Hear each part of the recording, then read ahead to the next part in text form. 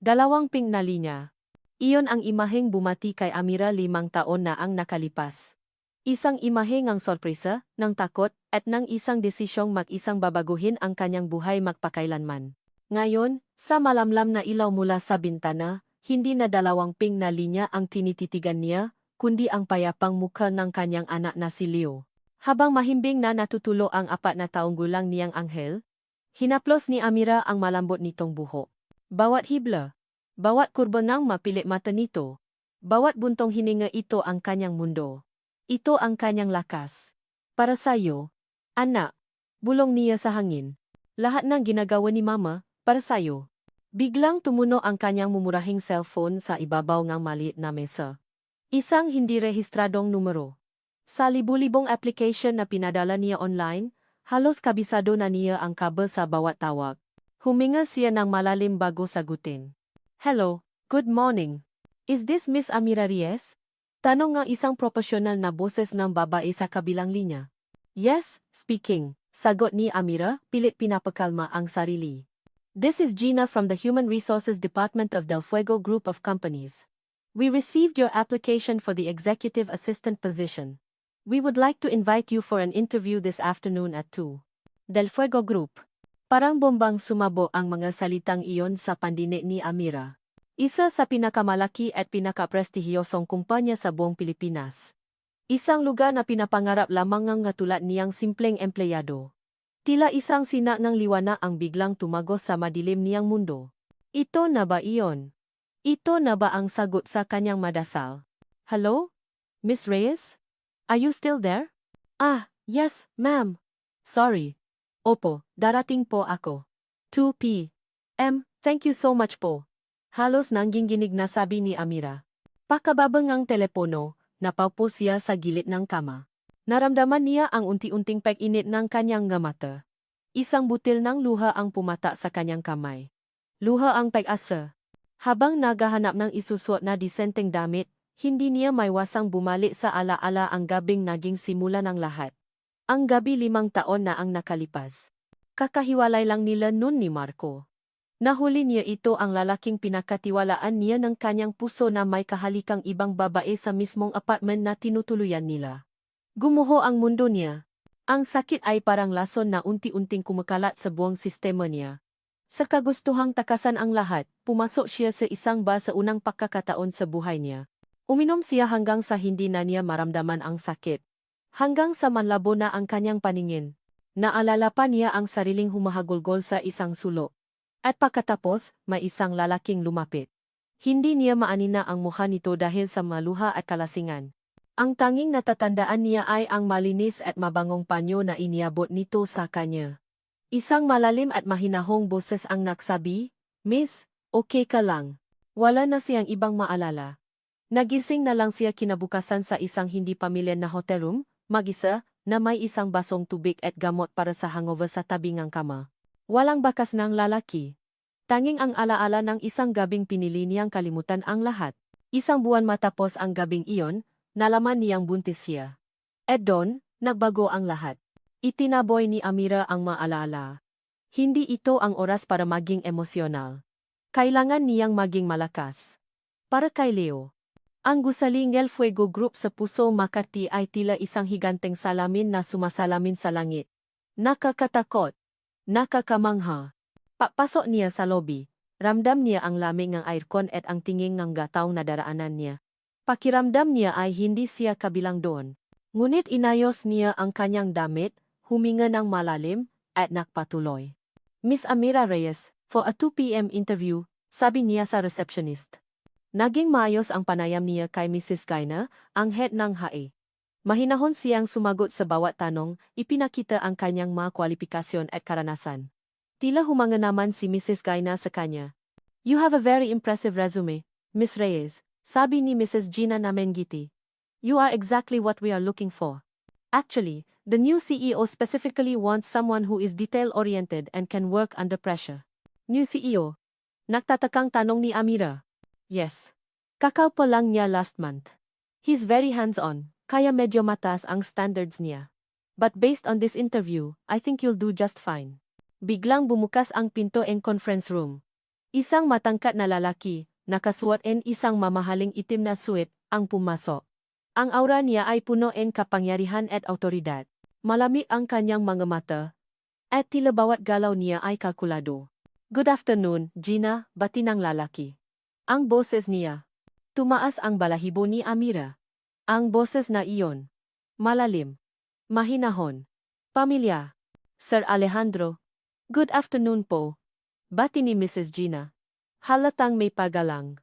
I would like you to meet one of our promising applicants. Miss Amira Reyes. Dahan-dahang lumingon ang lalaki sa direksyon niya.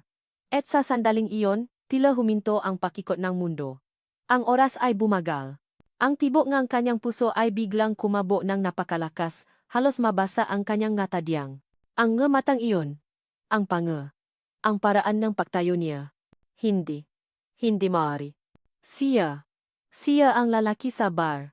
Siya ang estranggero mula sa gabing sinubukan niyang ibaon sa limot. Ang bagong CEO ng Del Fuego Group, si Sir Alejandro Del Fuego, ay ang amang kanyang anak.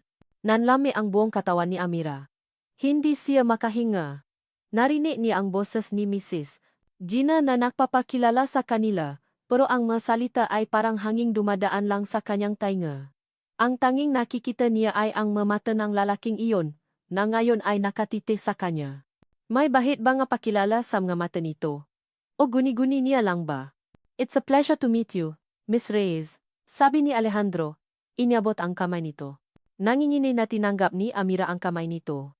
Ang pagdamping ng kanilang magabalat ay napadala ng kuryente sa buong katawan niya. Agad niyang binawi ang kanyang kamay. Thank you. Sir? Iyon lang ang nagawa niyang isagot. I have to go. Gina. Just send me the final. I have to go. Gina. Just send me the final list of candidates by end of day, utos ni Alejandro. At sa isang huling, mabilis ngunit matalim na sulyap kay Amira. Tumalikod na ito at lumabas ng silid. Naiwan si Amira na nakatayo. Parang napako sa kanyang kinatatayuan. Ang lakas na ipinilit niyang buuin para sa panayam ay biglang naglaho, at naramdaman niya ang pangingining ng kanyang nga tuhod. Miss Reyes, okay ka lang? Tanong ni Mrs. Gina, napansin ang biglang pamumutla niya. Ah, opo. Pasensya na po. Pwede po bang gumamit ng restroom sandali? Halos pabulong na pakiusap ni Amira. Of course. Take your time. We'll call you regarding the results of your application. But honestly, ngumiti ito. Don't worry too much. Hindi na narinig ni Amira ang huling sinabi nito. Mabilis siyang napasalamat at halos takbuhin ang daan palabas, hinahanap ang pinakamalapit na palikuran. Nang makapasok sa isang cubicle, isinara niya ito at sumandal sa pinto, habol ang kanyang hininga na parabang tumakbo siyang 1 kilometro. Diyos ko! Anong gagawin ko? Hinilamos niya ang kanyang mukhang malamig na tubig. Tinitigan niya ang kanyang sarili sa salamin. Ang babaeng nakatingin pabalik sa kanya ay mukhang takot na takot. Ang paasang naramdaman niya kanina ay napalitan ng purong sindak. Paano nangyari ito? Sa dinami-daming ang kumpanya sa Pilipinas, bakit dito pa? At sa lahat ng lalaki sa mundo, bakit ang CEO pa nito? Nakilala niya kaya ako? Pauli-ulit na tanong sa kanyang isipan. Malamang hindi. 5 taon na ang nakalipas. Lasing siya, at siguradong lasing din ito, madilim sa bar. At isa pa, ano naman ang maalala ng isang bilyonaryong tulad niya sa isang ordinaryong babay mula sa isang gabing pagkakamali? Kailangan niyang kumalma. Kailangan niya ang trabahong ito. Para kay Leo, iyon ang pinakamahalaga. Magpapanggap siyang walang nangyari. Magpapanggap siyang hindi niya ito kilala. Iyon lang ang tanging paraan. Matapos ang ilang minuto, pinilit niyang ayusin ang sarili. Huminga siya ng malalim, inayos ang guso sa kanyang damit, at lumabas ng banyo. Naglakad si sa pasilyo, pilit na iwinawaksi ang lahat sa kanyang isip. Kailangan niyang mag-focus. Sa sobrang pag-isip, hindi niya namalayan ang nanginginig pa rin niyang kamay. Nadulas ang hawak niyang pitaka. Bumaksak ito sa makintap na sahig at bumukas. Kumalat ang ilang laman. Naku! Bulong niya at dali-daling yumuko para pulutin ang nga barya at resibo. At doon, sa gitna ng mga nakalat na gamit, ay isang maliit na larawan. Ang paborito niyang picture ni Leo, nakangiti habang yakap ang kanyang teddy bear. Habang inaabot niya ang litrato, isang pares ng mamahaling itim na sapatos na katat ang huminto sa mismong harapan niya. Dahan-dahan niyang itinaas ang kanyang tingin. Mula sa likuran, narinig niya ang isang boses na nakpatigil sa kanyang mundo. Isang boses na malalim, pamilya, at ngayon ay may kakaibang tono. Miss Reyes, nahulog mo ito. Nang lumingon siya, nakita niya si Alejandro del Fuego na nakatayo ron. Ngunit hindi ito sa kanya nakatingin. Ang nga mata nito ay nakapako sa maliit na litrato ni Leo na nasa sahig. Ang kanyang mukha, na kanina ay walang emosyon at malami, ay mayroon na ngayong bakas ng hindi may paliwanag na pagtataka at pagkalito. Ang opisina ni Alejandro del Fuego ay isang testamento en kapangyarihan. Mula sa ika-50 palapak, tanaw niya ang buong Makati. Ang mga pader ay gawa sa salamin. Ang mga movables ay minimalist at mamahalin. Lahat ay nasa perpektong ayos. Lahat ay kontrolado. Katulad ng buhay niya. Pero ngayon, habang nakatitik sa siyudad na hindi natutulog, hindi ang mga nagtataasang gusali ang laman ng isip niya, kundi ang isang maliit na litrato at ang nga matang puno ng takot. Amira Hayes. Pauli-ulit na umikot ang pangalan sa kanyang isipan. Ang babae mula kanina. Ang babae mula sa ba. 5 taon na ang nakalipas. Hindi niya matanggal sa isip ang isura nito na matama ang kanilang paningin. Ang gulat.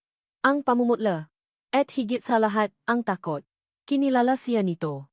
Sigurado siya ron, ngunit ang mas gumugulo sa kanya ay ang larawan.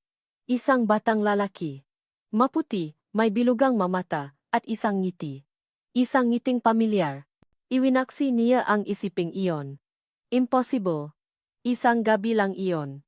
Isang pagkakamali. Isang gabi kung kailan hinayaan niyang bumaksa ang lahat ng pader na matagal niyang itinayo sa paligid niya. Lasing siya.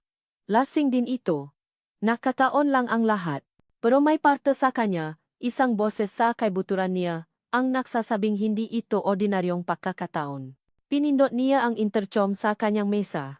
Gina, come to my office. Bring the file of Amira Reyes, utos niya.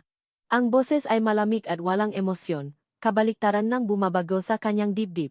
Ilang sandali lang ay pumasok na si Mrs. Gina, ngunit hindi ito nag-isa. Kasama nito si Katrina Legarda, ang Chief Operating Officer ng kumpanya at ang babaeng halos kapatid na ang turing niya. Alex, bati ni Katrina, na siyang tanging taong tumatawag sa kanya sa palayaw na yon sa loob ng opisina. Pinapatawag mo raw si Gina. We were just in the middle of discussing the plans for the Palawan project. Si Katrina ay ang definisyon ng perpektong ehekutibo. Maganda, matalino, at kasing talim ngang labaha kung mag-isip. Sila ang laging inaasahan ng lahat na makakatuluyan. Pero para kay Alejandro, hanggang doon na lang iyon. It will only take a minute, sagot ni Alejandro, ang mga mata ay nakatuon kay Gina. The file? Inyabot ni Gina ang isang brown folder. Sir Alejandro, I was just about to tell you. She's our top candidate. Her credentials are. I'll read it myself. You may go, putol ni Alejandro.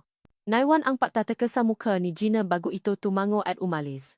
Naiwan naman si Katrina, nakatayo ron na may nakataas na isang kilay. Amira Reyes, the applicant from earlier. Tanong ni Katrina, ang tono ay nagusisa. Anong mayroon sa kanya? May problema ba? Binuklat ni Alejandro ang folder, hindi pinapansin ang tanong ni Katrina.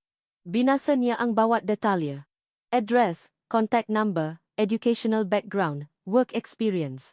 Lahat ay tila normal. Hanggang sa marating niya ang personal na impormasyon. Marital status. Single. Dependents. Leo Reyes, son, 4 years old. 4 na taon. Biglang nanuyo ang lalamunan ni Alejandro. Kinwenta ngang mabilis niyang isip. 5 taon na ang nakalipas mula sa gabing iyon. Na-filean leave of absence si Amira sa dati niyang trabaho 4.5 taon na ang nakalipas, tumagal ng 1 taon. Ang mapetsa, lahat ay nagtutukma, naramdaman niya ang malakas na pakabo ng kanyang puso. Isang kabo na hindi dulot ng kaba, kundi ng isang realisasyong unti-unting lumilinaw. Alex. What is it? Anta ni Katrina, lumapit ito at sinubukang silipin ang papel. Mabilis na isinara ni Alejandro ang folder. It's nothing. Just checking something. Let's proceed with the Palawan project. Ngunit habang nagsasalita si Katrina tungkol sa mga plano, sa mga blueprint, at sa milyon-milyong pisong investment, lumilipat ang isip ni Alejandro. Ang numero at mga estratehiya ay naging blankong ingay. Ang tanging nakikita niya ay ang muhangang batang lalaki sa litrato. Kinahapunan. Hindi na niya natiis. Kailangan niya ng sagot. Kailangan niyang makita ang babae. Makitang muli. Sinadya niyang abangan ang oras ng uyan. Naghintay siya sa elevator. Nang bumukas ito, nandun si Amira sa loob, kasama ang ilang empleyado. Natama ang kanilang nga mata saglit bago ito mabilis na yumuko at tumiti sa sahe. Pumasok si Alejandro. Ang espasyo sa loob ng elevator ay biglang naging masikip. Ang katahimikan ay halos nakakabingi. Ramdam niya ang tensyon na namumula kay Amira. Ramdam niya ang panginginig nito kahit hindi sila makadikit. Isa-isang bumaba ang mga empleyado sa bawat palapa hanggang sa silang dalawa na lang ang natira. Kamusta ang anak mo? Biglang tanong ni Alejandro. Binasa ang katahimikan. Nagulat si Amira sa tanong. Itinaas niya ang kanyang ulo, ang nga mata ay puno ng pag-aalala. O okay lang po, sir. Bakit po? Wala naman. I just saw his picture earlier. Simpleng sagot niya. Pinakmamasdan ang bawat reaksyon sa mukha nito. Nakita niya ang paglunok nito at ang muling pagiwas ng tingin. Bumukas ang pinto ngang elevator sa ground floor. Hindi na nahintay ngang sagot si Alejandro. Naglakad siya palabas, diretso sa kanyang sasakyan. Iniwan si Amira na tulala. Habang nagmamaneho pauwi, gulong-gulo ang isip niya. Nagsisisi siya. Bakit niya ginawa iyon? Bakit niya ito kinompronta? Ang dapat niyang gawin ay kalimutan ito. Kalimutan ang babae. Kalimutan ang bata. Isa itong komplikasyon na hindi niya kailangan sa buhay niya. Pero habang binabaktas niya ang daan, napadaan siya sa isang pampublikong parke. At doon, sa ilalim ng isang puno ng akasya, nakita niya ito. Napapreno siya ng bala sa oras. Doon si Amira, nakaupo sa damuhan, masayang pinakmamasdan ang isang batang lalaki na nakpapatakbongang laruang kotse. Ang bata ay tumatawa, isang tawang malakas at punong buhay. Biglang lumingon ang bata sa direksyon ng kanyang ina. Ngumiti ito isang ngiting pakalawa-lawa na nakpatingkat sa biloy sa kaliwang pisngi nito. Natigilan si Alejandro. Ang kanyang kamay ay nalamig sa manibela. Natanggap ni Amira ang trabaho. Isang parte niya ang nagsasabing dapat siyang tumanggi. Dapat siyang tumakbo palayo at huwag nang lumingon pa. Ngunit ang mas maliking parte ang parteng ay sang ina ay nagsasabing kailangan niya ito. Para kay Leo. Kaya naman. Sa unang araw niya sa Del Fuego Group, huminga siya ng malalim at ipinangako sa sarili. Magiging profesional siya. Gagawin niya ang trabaho niya. At iwasan niya si Sir Alejandro Del Fuego sa abot ng kanyang makakaya. Ngunit madaling sabihin iyon, at napagkahirap gawin. Lalo na kung ang mismong opisina niya ay nasa labas lang ng opisina ng CEO. Sa masumunod na linggo, naging anino si Amira. Maaga siyang dumarating, tahimik na naktatrabaho, at umuwi sa eksaktong oras. Kung kailangan niyang kausapin si Alejandro, ginagawa niya ito sa pamamagitan ng email o intercom. Kung hindi maiwasan, tinitiyak niyang maikli lang ang usapan. Ang kanyang mata ay laging nakatuon sa hawa na notepad o sasahe. Ngunit nararamdaman niya ang mata nito. Nararamdaman niya ang titik nito kapag nagtitimpla siya ng kapa, kapag nagayos siya ng schedule nito, kapag dumadaan siya sa harap ng salaming padangang opisina nito. Isang titi na meramen. Nauusisa at naupapadala na kaya sa buong sistema niya. Isang hapon, pabalik niya mula sa pantry, may nakita siyang isang paper bag mula sa isang mamahaling restaurant sa ibabaw ng kanyang mesa. Naktaka siya. Wala siyang inorder. Nang buksan niya ito, nakita niya ang isang box ng pagkain na halatang masarap at isang maliit na boteng ng fresh orange juice. May nakadikit na maliit na note, para kay Leo. Walang pangalan. Walang pirma. Pero alam niya kung kanino galing. Nanlamig ang kanyang kamay. Isasara na sana niya ang paper bag nang may mapansin pa siyang isang bagay sa ilalim, isang maliit na laruang kotseng kulay pula, kaparehong-kaparehong paborito ni Leo na nasira nung isang linggo. Napahawa siya sa kanyang dibdib. Hindi ito simpleng paalala lang. Alam nito ang paborito ni Leo. Paano? Pinakmamasdan ba siya nito sa labas ng trabaho? Ang takot ay nagsimulang gumapang muli sa kanyang puso, ngunit sa ilalim niyon, may isang kakawang damdamin, isang pitik ng init. Isang kilit na matagal na niyang hindi naramdaman at pilit niyang iwinawaksi. Samantala, nagsimula na ring maging mahirap ang mga bagay sa trabaho. Si Katrina Legarda, ang COO, ay tila laging may nakahanap na mali sa kanyang magawa. Amira, pakiangkod itong file na ito. Make sure you cross-reference every single detail with the 2018 archives. Utos nito isang araw, ipinatong ang isang tamba na folder sa kanyang mesa na halos matabunan na siya. Kailangan ko yan bago maguyan. Napatingin si Amira sa orasan. 3:00 ng hapon. Imposibleng matapos niya iyon. Susunduin pa niya si Leo sa daycare. Pero ma'am, may problema ba, Miss Reyes? Tanong ni Katrina, ang mata ay naniningkit. Kung hindi mo kaya ang pressure, maraming iba diyan ang naabang sa posisyon mo. Wala nang nagawa si Amira kundi tumango. Nakumpisa siyang magtrabaho, nanginginig ang makamay sa kaba at pagkaalala. Ngunit ilang minuto lang ang nakalipas, lumapit sa kanya ang isa sa mama senior na asisten. Naku, Amira, mukhang kailangan mo ng tulong diyan, sabi ni Ateliza na may ngiti. Hayaan mo, tutulungan na kita sa kalahati. Utos ni Sir Alejandro na mag-delegate daw ng task kung kinakailangan. Teamwork, di ba? Nakahinga ng maluwag si Amira. Nakpasalamat siya ng paulit-ulit kay Ateliza. Ngunit habang nakpapasalamat, hindi niya maiwasang isipin kung totoong utos nga ba iyon ni Sir Alejandro o isa na namang paraan nito para alagaan siya mula sa malayo. Isang araw, habang abala sa trabaho, tumawa ang daycare ni Leo. Ma'am Amira. Mataas po ang laknat ni Leo. Kailangan niyo na po siyang sunduin. Parang gumuho ang mundo ni Amira. Agad siyang nakpaalam, ang isip ay lumilipat. Paano kung hindi niya mapababa ang laknat? Paano kung kailangan itong dalhin sa ospital?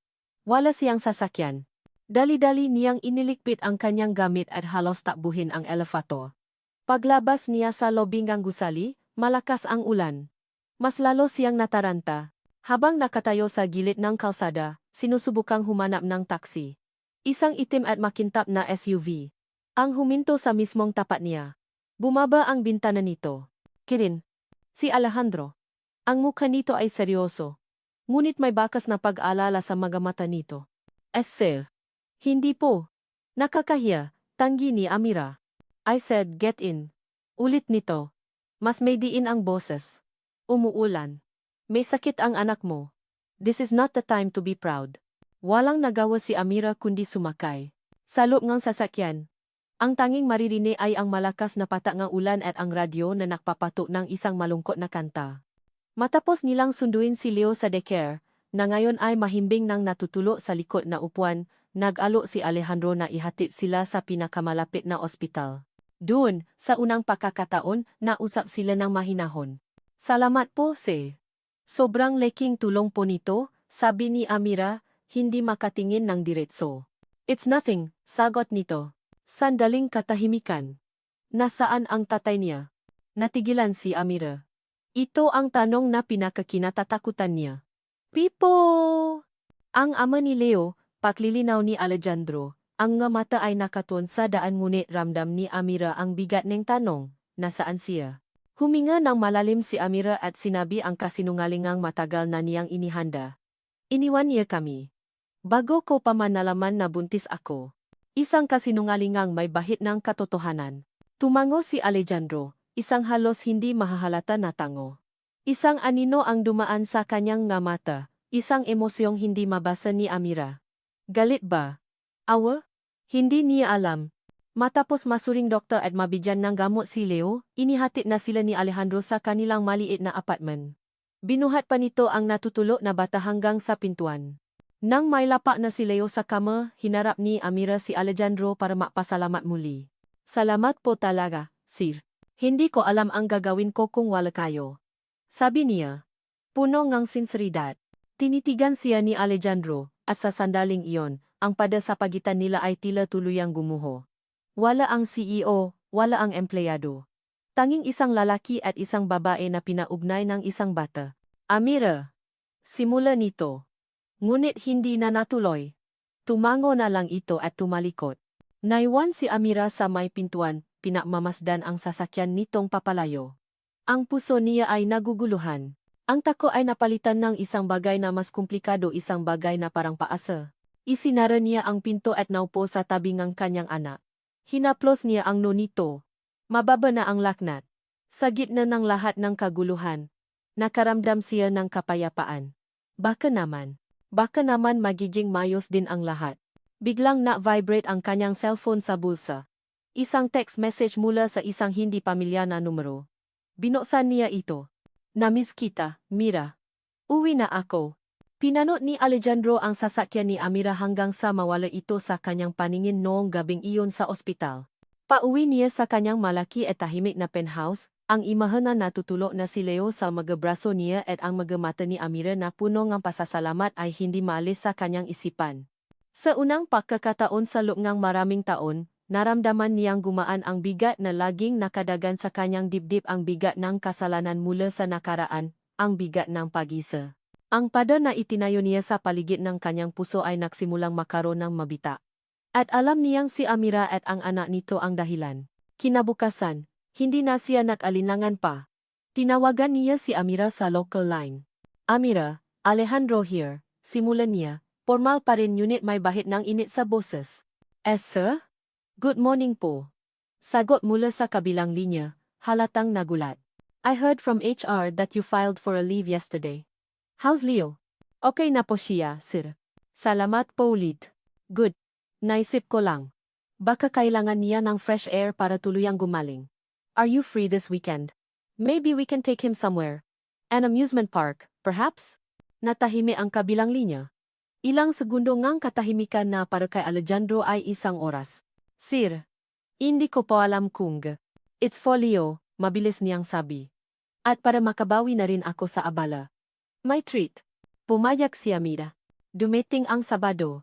Sinundo ni Alejandro ang maina. Sa unang pagkakataon, hindi siya nakasuot ng business suit. Nakasimpleng polo shirt at maong lang siya. Tila nagulat si Amira sa itsura niya, ngunit may isang mali na ngiti na sumilay sa malabi nito. Ang buong araw ay parang isang panaginip. Sa amusement park, nawala ang CEO at ang kanyang assistant. Ang naroon ay si Alex, si Mira, at si Leo. Bumili sila ang ice cream at cotton candy. Sumakay sila sa carousel. At ang tawa ni Leo ay ang pinakamagandang musikang narinig ni Alejandro sa buong buhay niya. May isang sandali na pagod na ang bata. At walang paalinlangang isinampa ito ni Alejandro sa kanyang mabalikat. Habang naglalakad sila, naramdaman niya ang kamay ni Leo na humahaplos sa kanyang buhok, at nakita niya mula sa kanyang peripheral vision ang tingin ni Amira, isang tinging malambot, puno ng pagtataka, at hindi natakot.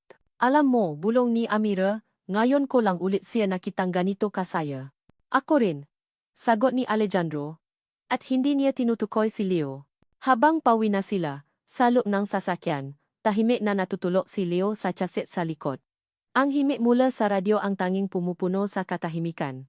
Ang masayang pagod mula sa magapon ay nagiwan ng isang komportableng kapaligiran sa pagitan nila. Ito na ang pagkakataon. Naisip ni Alejandro. "Amira," mahina niyang sabi. Humikpit ang kapit niya sa manibela. "Nag-enjoy ako ngayong araw." "Sobra." "Ako rin po, sir." "Salamat po talaga."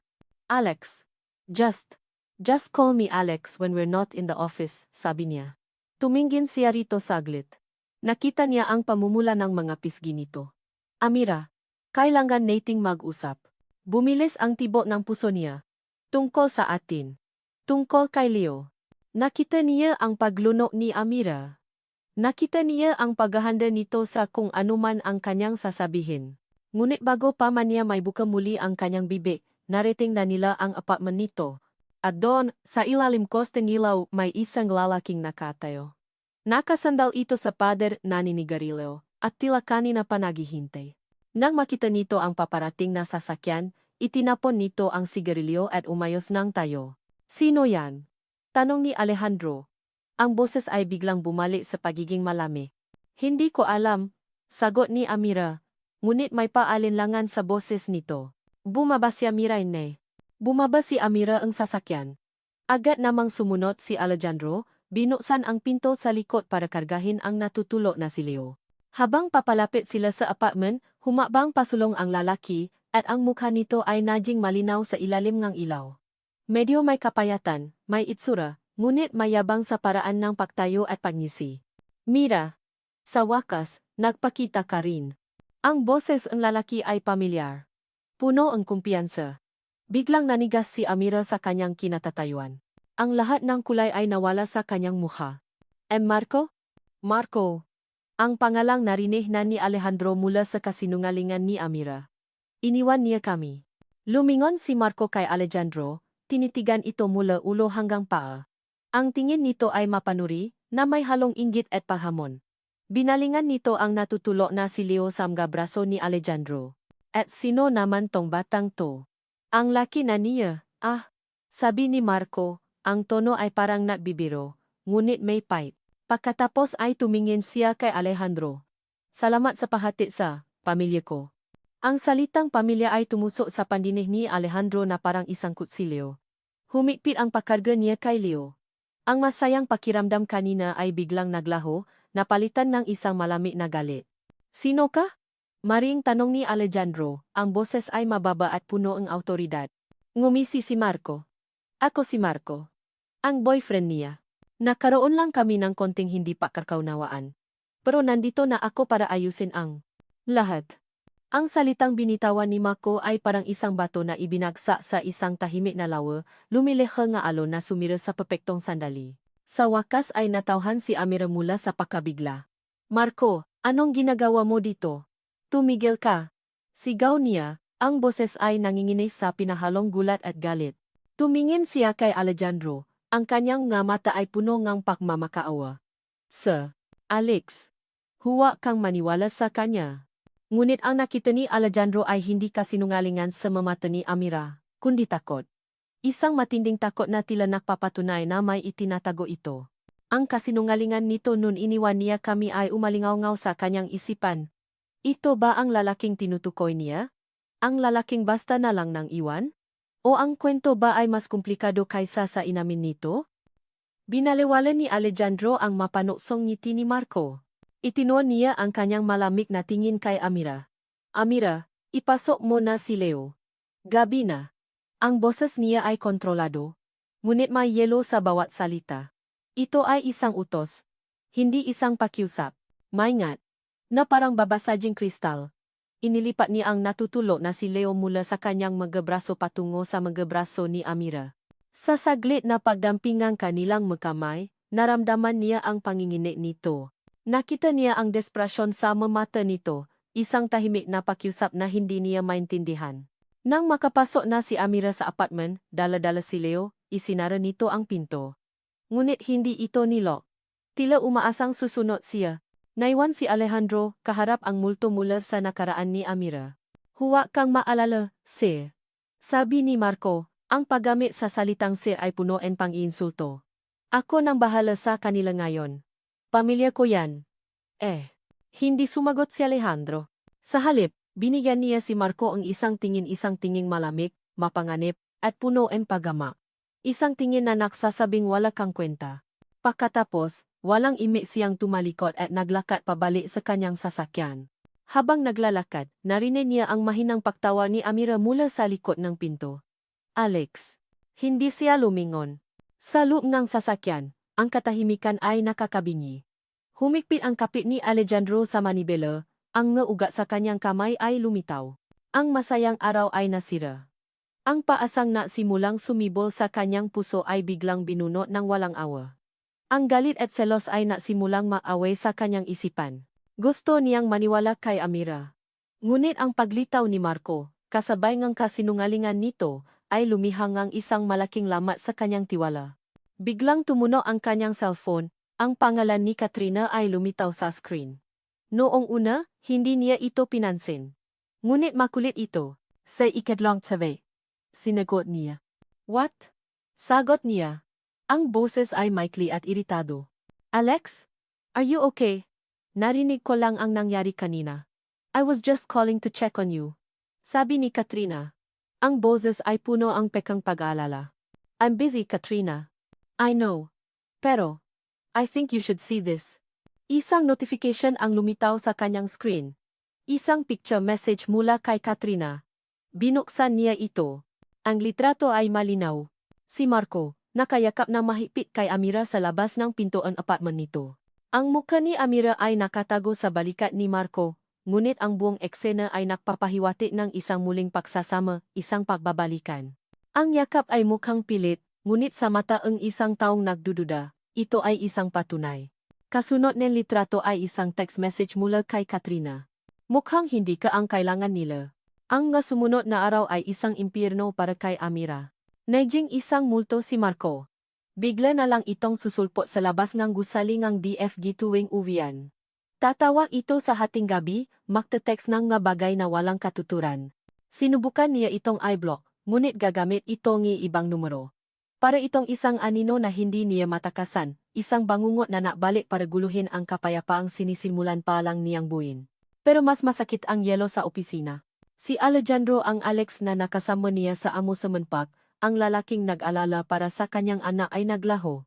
Ang bumalik ay si Sir Alejandro Del Fuego, ang CEO na mas malamig pa sa hangin mula sa air conditioner ng kanyang opisina. Hindi na siya nito kinakausap ng direktor. Lahat ng utos ay idinadaan sa intercom o kay Ate Liza. Kung makakasalubong man sila sa pasilyo, titingin ito sa kanya na parabang isa siyang hangin, isang estrangherong hindi kailanman naging pati ang buhay nito. Ang bawat pagwawalang bahala nito ay parang maliliit na karayom na tumutusok sa kanyang puso, hindi niya maintindihan. Ano ang nagawa niya? Isang hapon, habang naayos siya nga dokumento, lumapit sa kanya si Marco sa lobby. Mira, mag-usap tayo. Sabi nito, sinusubukang hawakan ang braso niya. Tigilan mo na ako, Marco. Tapos na tayo, Maring sabi ni Amira, umiwas. Ngumisi si Marco, isang ngising mayabang at punong pananabi. Talaga ba? Kasi nakausap na kami ng bago mo. Yung boss mo. Natigilan si Amira. Anong sinasabi mo? Nakita kami. Kasama pa nga yung babaeng laging nakabunto sa kanya, si Katrina. Mabait pala yon, kwento ni Marco. Ipinakita ko sa kanya ang patunay. Ang ebidensya na sa akin si Leo. At hindi sa kanya. Patunay? Anong patunay? Nangingini na tanong ni Amira, kahit alam na niya sa kaibot. Ang kanyang isipan na ang tinutukoy nito ay ang kasinungalingang pinaplanuhan ni Marco at Katrina. Bago pa man siya makasagot, isang anino ang tumabon sa kanilang dalawa. Excuse me. Ang boses ay malamig matigas, at walang bakas ang kahit anong emosyon. Pareho silang napalingon ni Marco. Nakatayo rin si Alejandro. Ang mukha ay parang isang maskarang bato. Ngunit ang gamata nito ay nagaalap sa isang malamig na apoy. Sir, bulong ni Amira, biglang nanuyo ang kanyang lalamunan. Hindi siya pinansin ni Alejandro. Ang tingin nito ay nakatuon kay Marco. Umalis ka na. Bago pa kita ipakalatkat sa security. Ngumisi lang si Marco, itinaas ang dalawang kamay na parang sumusuko. Chill lang boss. Alis na ako. Mukhang may kailangan pa kayong pausapan ng girlfriend ko. Sinadya niyang diinan ang huling salita bago tumalikod at naglakad palayo ng may panunuya. Nang silang dalawa na lang ang naiwan, doon hinarap ni Alejandro si Amira. Ang bawat segundo ngang katahimikan ay parang isang matulis na bagay na tumatara sa kanya. Halika, sabi nito, hindi na nahintay ang sagot at nagsimulang maglakad patungo sa parking lot. Walang nagawa si Amira kundi sumunod, ang puso niya ay kumakabo ng napakabilis sa kaba at takot. Ano ang sasabihin nito? Alam na ba nito ang katotohanan? O ang kasinungalingan? Huminto sila sa tabi ng sasakyan ni Alejandro, malayo sa ibang mga kotse. Hinarap siya nito, at sa unang pagkakataon, nakita ni Amira ang isang bagay na mas masahol pa sa galit sa mamata nito. Nakita niya ang pakasuklam. Gaano katagal? Tanong nito. Ang boses ay mababa at nanggigigil. Sir? Ano po? Gaano mo katagal plinano to, Amira? Inihagis nito sa dibdib niya ang isang brown folder. Kailan mo balak sabihin sa akin ang toto? Na ginamit mo lang ako? Nalaglag ang mapapel mula sa folder, kumala sa sementadong sahe. Ang mata ni Amira ay agad na napako sa isang dokumento na may malaking pamagat, DNA test result. Nakasaad doon ang pangalan ni Marco at Leo. At sa ibaba, ang resulta. 99.9% probability of paternity. Isang kasinungalingan. Isang malaking kasinungalingan na nakasulat sa itim at puti. Parang sinasa ng libu-libong karayom ang kanyang puso. Tumingala siya kay Alejandro, ang nga luha ay nasisimula ng mamo sa kanyang nga mata. Hindi yan toto. Sir, maniwala ka sa akin. Tumawa si Alejandro. Isang tawang walang kagalakan, puno ng pay at sakit. Maniwala? Paano ako maniniwala sa isang taong nagsinungaling sa akin mula pa sa simula? Iniwan niya kami. Diba? Yun ang sinabi mo.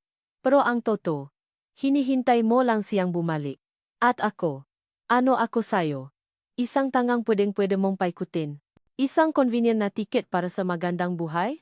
Ang bawat salita ay isang sampal. Ang bawat akusasyon ay isang punyal. Hindi.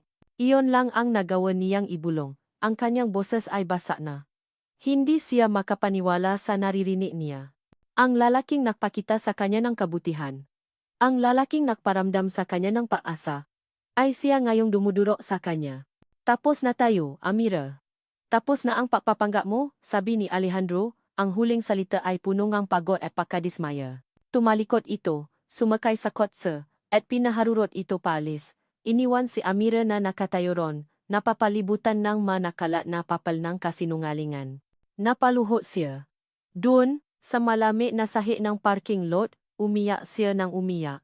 Humagulgol siya hindi lang dahil sa sakit, kundi dahil sa kawalan ng pag-asa. Paano niya ay paglalaban ang isang katotohanang walang gustong pakinggan? Nang gabing iyon, matapos niyang patulugin si Leo, naupo siya sa harap ng kanyang laptop. Binuksan niya ang isang blankong dokumento. Nangingini ang kanyang nga daliri habang nagtatype siya. Resignation letter. Kinabukasan, pumasok siya sa opisina ng napakaaga, bago pa man dumating ang sinuman. Inilapat niya ang lahat ng gamit na ibinigay sa kanya ng kumpanya. Nilinis niya ang kanyang mesa hanggang sa wala ng bakas na minsan siyang umupo ron. Sa huli, kumuha siya nga isang piraso nga maliit na papel.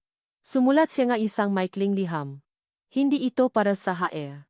Para ito kay Alejandro. Inilagay niya ang resignation letter at ang maikling sulat sa ibabaw ng makintab na mesa ang CEO. Ang lugar kung saan nagsimula at nagtapos ang lahat. Bago siya tuluyang umalis, isang butil ng luha ang pumata sa papel. Sana mahanap mo ang kapayapaan na hinahanap mo. Ang katahimikan sa opisina ni Alejandro kinaumagahan ay parang isang mabigat na kumot. Maaga siyang pumasok, umaasang ang pagbuhos ng sarili sa trabaho ang magiging lunas sa kumukulong galit at bigat sa kanyang dibdib. Ngunit pagpasok niya sa kanyang opisina, natigilan siya. Sa ibabaw ng niyang malawak na mesa, na laging malinis at organisado, ay nakalagay ang company-issued laptop at cellphone ni Amira, nakaayos ng perpekto. Sa tabi nito ay isang puting sobra. Naramdaman niya ang pagigpit ng kanyang dibdib. Lumakat siya palapit, ang bawat hakbang ay mabigat. Kinuha niya ang sobra. Ito ang formal na resignation letter. Maikli. Profesional. Walang emosyon. Isang malamig na paalam. Good. Bulong niya sa sarili, sinusubukang kumbinsihin ang sarili na ito ang pinakamagandang solusyon.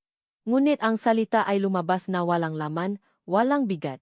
Nang alisin na niya ang sobra, may napansin siyang isa pang papel na nakatago sa ilalim nito. Isang maliit na pirasong stationery paper, nakatupi sa gitna. Hindi ito mukhang opisyal. Ito ay personal. Nangingini ang kamay na binuksan niya ito. Ang sulat kamay ni Amira ay malinis at bahagyang nakakiling. May isang pangungusap lang na nakasulat. Sana mahanap mo ang kapayapaan na hinahanap mo. Walang galit. Walang panunumbat. Walang pagtatanggol. Isang simpleng pangungusap na tumagos sa lahat ng pada na itinayo niya. Isang pangungusap na tila nakikita ang kaluluwa niya, ang kaluluwang laging binabagabak ng isang aksidente maraming taon na ang nakalipas. Ang kapayapaang hindi niya kailanman nahanap mula nang mamatay ang kanyang kapatid na babae. Paano? Paano nalaman ng isang babaeng inaakusahan niyang manloloko ang pinakatatago niyang sikreto? Ang isang manggagamit ay manunumpa, magmamakaawa, o maninisi. Hindi to gagawan niya sang hiling na punon niya. Pagunawa. Napaupo siya sa kanyang upuan, ang papel ay nangingini sa kanyang kamay. Ang nga salita ni Amira sa parking lot hindi yan totoo ay umalingaw sa kanyang isipan. Ang itsura ang kanyang nga mata puno ng sakit. Hindi ang pagkakasala. Isang matinding pagdududa ang nasimulang kumalat sa kanyang sistema, mas mabilis at mas malakas kaysa sa lason ng galit. Kinuha niya ang kanyang personal na telepono at nagdial ngang isang numero mula sa memorya. Yes, Mr. Del Fuego? Sagot ng isang magaspang na boses sa kabilang linya. Si Ramos, ang pinakamahusay na private investigator na kilala niya. Ramos, I have a job for you. I need it done fast and quiet. Sabi ni Alejandro. Ang boses ay marin at desidido. There's a man named Marco Sandoval and a clinic called Prime Diagnostics. I want to know everything about them. Everything. And I need it yesterday. Hindi na naghintay pa si Alejandro. Ang nga oras ay parang magataon. Hindi siya makapag-focus sa trabaho. Ang tanging nakikita niya ay ang mukha ni Amira na umiyak sa parking lot. Sa kalagitnaan ng hapon, dumating ang unang report mula kay Ramos sa pamamagitan ng isang encrypted email. Isang file tungkol kay Marco Sandoval. Ang laman. Isang listahan ng mga utang sa casino, mga loan shark, at mga nabigong negosyo. Desperado si Marco para sa pera. Motive. Makalipas ang isang oras, dumating ang pangalawang email. Tungkol sa Prime Diagnostics. Isa itong maliit na klinika na may kasaysayan ng mga reklamo. Kilala ito sa ilalim ng mundo sa paggawa ng mga pabo, mga peking medical certificate. Mga peking resulta ng lab para sa tamang halaga. Method. Nanlamig ang buong katawan ni Alejandro. Halos hindi siya makahinga. Isang peking resulta. Isang kasinungalingan. Ngunit ang huling email ang tuluyang sumira sa kanyang mundo. Kalakip nito ay isang kopya ng phone records. Isang log ng matawa at text messages sa pagitan ng isang numero. At ni Marco Sandoval. Kinilala niya ang numero. Araw-araw niya itong nakikita. Ang numerong iyon ay pagmamayari ni Katrina Legarda. Parang isang kidlat na gumuhit sa kanyang isipan ang lahat. Ang paalala ni Katrina. Ang papapadala nito ng litrato. Ang pa-setup ng meeting kasama si Marco. Lahat ay isang palabas. Isang perpektong pagtatanghal ng isang taong pinakatiwalaan niya. Pinindot niya ang intercom. Katrina. In my office. Now. Pumasok si Katrina na may ngiti sa labi, isang ngiting hindi umabot sa kanyang mata. Yes, Alex? What is it? Hindi umimik si Alejandro. Dahan-dahan niyang inikot ang laptop para humarap ito kay Katrina. Nasa screen ang kopya ng phone records. Nawala ang ngiti sa mukha ni Katrina. Ang kulay ay unti-unting umalis sa kanyang ngapisngi. Alex. I can explain. Explain what? Tanong ni Alejandro, ang boses ay kalmadong ngunit nakakatakot. Explain how you paid a desperate man to ruin an innocent woman's life? Explain how you used my trust, my pain, to manipulate me? Ginawa ko yon para sa iyo. Sigaw ni Katrina. Ang kanyang pagkukunwari ay tuluyan ng gumuho. Hindi mo ba nakikita? She's not for you. Isa lang siyang hamak na empleyado na may dalang bata. Ako ang nararapat para sa iyo, Alex. Mahal kita. Tinitigan lang siya ni Alejandro, ang nararamdaman niya ay hindi galit, kundi awa at pakasuklam. You don't know the first thing about love, Katrina. Sa sandaling iyon, ang buong bigat ng kanyang pagkakamali ay bumaksak sa kanya. Ang nga masasakit na salitang binitawan niya. Ang akusasyon. Ang pagtalikod niya kay Amira noong kailangan siya nito. At si Leo. Ang batang ngumiti sa kanya na may parehong biloy ng kanyang yumaong kapatid. Ang anak niya. Ang anak niya na ngayon ay kasama ng isang inang winasak niya ang puso. At baka nasa panganib dahil sa isang lalaking desperado para sa pera. Kailangan niya silang mahanap. Kailangan niyang huminging ng tawad. Nang amang tatayo na siya para umalis, tumuno ang kanyang cellphone. Si Ramos. Sir, nahanap ko na sila? Sabi ng investigador. May peapura sa boses. Pero kailangan niyo ng makmadali. Nasaan sila, Ramos? Telme. Sir, alis na sila. Papunta na sila sa bus terminal ngayon. Hindi na naaksaya NS segundo si Alejandro. Parang isang bala, tumakbo siya palabas ang kanyang opisina, nilakpasan ang tulalang si Katrina, at tinungo ang elevato. Ang tanging nasa isip niya ay ang nga pangalan, Amira at Leo. Manyij. Iyon ang salita. Habang nakaupo sa isang malamig na upuang metal sa loob ng maingay na bus terminal sa Pasay, iyon ang tanging nararamdaman ni Amira. Manhit. Walang galit. Walang sakit, isang nakakabinging kawalan. Ang ingay nga bus na umaalis, ang sigaw nga konduktor, ang amoy ng usok at pagkain, lahat ay parang nangyayari sa isang malayong mundo. Hawak niya ng mahigpit ang kamay ni Leo, na ngayon ay tahimik na kumakain ng siopaw na binili niya. Ang anak niya. Ito lang ang dahilan. Ito lang ang mahalaga. Para sa kanya, tatakbo siya, magtatago, at magsisimula muli kahit ilang beses pa.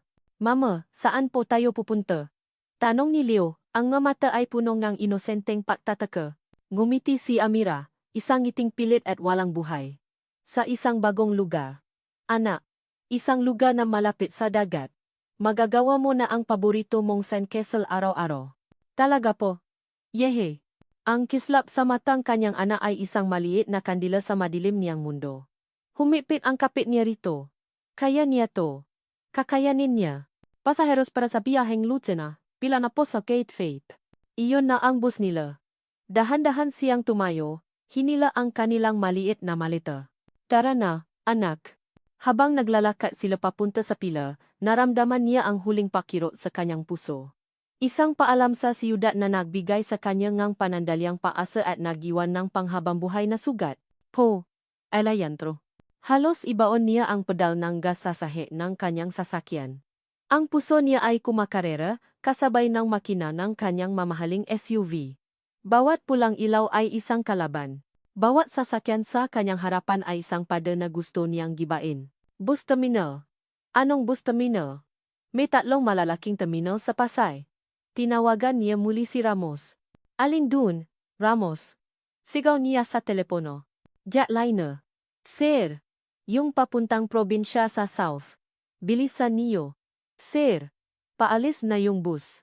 Inihagis niya ang telepono sa passenger seat at kinabi ang manibela. Lumipat ng lane ng walang pakialam sa mga busina ng ibang sasakyan. Ang tanging laman ng isip niya ay ang mukha ni Amira na umiyak, at ang imahe ni Leo na tumatawa habang nasa balikat niya. Kasalanan ko to. Lahat ng to. Kasalanan ko. Ang masalita ni Katrina, ang peking DNA test, ang sarili niyang pride at takot lahat ay nagsama-sama para itulak palayo ang tanging mataong nakparamdam sa kanya ng totoong kapayapaan sa loob ng maraming taon. Ang kapayapaang hiniling ni Amira para sa kanya sa sulat nito. Isang kapayapaang hindi niya kailanman makakamit kung mawawala sila. Nang sa wakas ay marating niya ang terminal, hindi na niya inabala pang mahanap ng disenteng parking. Itinigil niya ang sasakyan sa pinakamalapit na espasyo, kahit pa nakaharang ito, at tumakbo papasok. Ang ingay at dami ngang tao ay nakakalula. Pero wala siyang pakialam. Ang kanyang nga mata ay ligaw na naghahanap. Pila. Pamilya. Maleta. Saan? Nasaan sila? At pagkatapos, sa gitna ng dagat ng mga tao, nakita niya ito. Isang babaeng may dalang maliit na maleta, hawa ang kamay ng isang batang lalaki, papunta sa isang nakapilang bus. Amira. POV, Amira. Nasa kalagitnaan na sila ng pila nang marinig niya ang isang siga. Isang siga na tumawa sa kanyang pangalan. Isang boses na kilalang kilala niya. Napatigil siya. Impossible. Guni-guni niya lang iyon. Amira. Huwag kang umalis. Muli, mas malakas, mas desperado. Dahan-dahan siyang lumingon. At doon. Tumatakbo papalapit sa kanila. Hinahawi ang nga tao. Si Alejandro. Ang kanyang damit ay gusot, ang kanyang buhok ay magulo, at sa kanyang nga mata ay may isang bagay na hindi pa niya nakikita dati purong takot. Natulala ang mataw sa paligid. Ang konduktor ay napahinto sa paksiga. Lahat ay nakatingin sa eksenang nabubuo. Huminto si Alejandro sa harap niya, habol ang kanyang hininga. Huwag. Huwag kang umalis. Please. Hindi makapagsalita si Amira. Ang lahat ng emosyong pinilit niyang ibaon ay biglang bumalik ang sakit, ang galit, ang pag-ibig. Anong ginagawa mo dito? Sa wakas ay naitanong niya. Ang boses ay mahina ngunit matigas. Tumingin si Alejandro sa kanyang nga mata, at nakita ni Amira ang luhang namumuron. Para itama ang lahat ng mali ko. At doon, sa harap ngang daan-daang estranghero. Sa maruming sahig ngang isang bus terminal, lumuhod si Alejandro del Fuego. Napasinghap si Amira, kasabay ng bulungan ng mga tao sa paligid. Ako ang may kasalanan, sabi ni Alejandro, ang boses ay basag, nakatingala sa kanya. Patawarin mo ako, Amira. Naniwala ako sa isang kasinungalingan dahil dua ako. Dahil takot akong masaktan ulit. Umiling si Amira. Hindi mo naiintindihan? Hayaan mo akong mapaliwanag, putol nito. Please. May kapatid ako, Amira. Namatay siya sa isang aksidente sa sasakyan maraming taon na ang nakalipas. Huminga ito ng malalim. At isang buting luha ang tuluyang pumata sa pisngi nito. Ako ang nakmamaneho. Mula nun, ipinangako ko sa sarili ko na hindi na ako magtitiwala basta-basta. Nakokontrolin ko ang lahat para walang masamang mangyari. Nang makita ko ang DNA test, ang litrato. Bumali ang takot na iyon. Ang takot na maiwan. At sa sobrang takot ko, sinaktan ko ang mga taong pinakamahalaga sa akin. Nakatiti lang si Amira, hindi makapaniwala sa kanyang naririnig. Ang padengali sa kanyang puso ay unti-unting gumuho, napalitan ng isang malalim na pag-unawa. Hindi ko kayo kayang mawala. Papapatuloy ni Alejandro. Hindi ko kayang mawala si Leo. Ang anak ko. At lalong hindi ko kayang mawala ko. Patawarin mo ako sa lahat ng sakit na idinulot ko. Amira. Mahal na mahal ko kayo. Sa gitna ng lahat, isang maliit na boses ang bumasa sa kanilang sandali. Papa? Napatingin silang dalawa kay Leo. Nakatingin ito kay Alejandro na nakaluhod. Ang kanyang nga mata ay puno ng pagtataka. Pagkatapos, binitiwan nito ang kamay ni Amira, tumakbo, at niyakap ang lit ni Alejandro. Iyon na. Iyon na ang sumira sa huling pada na nakaharang sa puso ni Amira. Napayak siya. Hindi niya kailangan ng mga salita. Sa isang patango na may kasamang luha, ibinigay niya ang kanyang sagot. Epilogo. 6 na buwan ang lumipas. Ang hangin mula sa dagat ay malinis. Ang tunog ng mga alon ay payapa. Sa isang pribadong beach sa Batangas, isang pamilya ang masayang naglalaro sa dalampasigan. Mas mataas ang tawa ko, Papa. Sigaw ni Leo habang abala sa paggawa ng isang malaking kastilyong buhangin. Of course.